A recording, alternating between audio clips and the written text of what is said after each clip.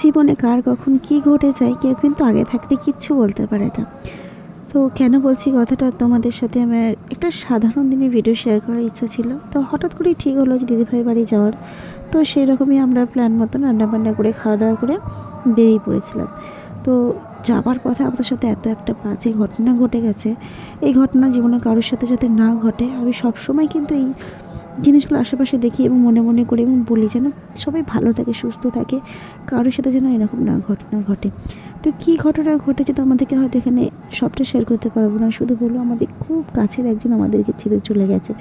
যারা জানো তারা তো জানে, আর যারা জানো না তাদেরকে এটুকুনি বেশি আমি বলতে পারছি না। খুব অল্প বয়সে সোনার সংসার রেখে দিয়ে সবাইকে রেখে দিয়ে চলে গেছে, যেটা আমরা মেনে নিতে পারছি না।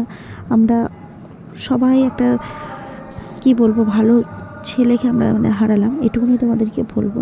তাই বলি জীবনে যে কটা দিন আছো সবাই আনন্দে থাকো, হাসি খুশি থাকো, এবং সব থেকে বড় কথা হচ্ছে যে সাবধানে থাকো, সাবধানে চলাফেরা করো। জীবনটা প্রচণ্ড প্রচণ্ড কঠিন, বুঝলে তো? জীবনে এই কঠিন জীবনটা যে কীভাবে মানুষের কোথায় কীভাবে থেমে যায় কেউ বলতে পারে না। মানুষ আজ ভালো কাল মন্দ, এটাই মানুষের জীবন।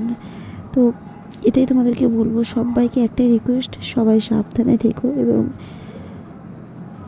কি বলবো তোমাদেরকে, সাবধানে থাকো বলা ছাড়া কিছু বলার নেই। তো আজকের ভিডিওটা এখানেই শেষ করলাম।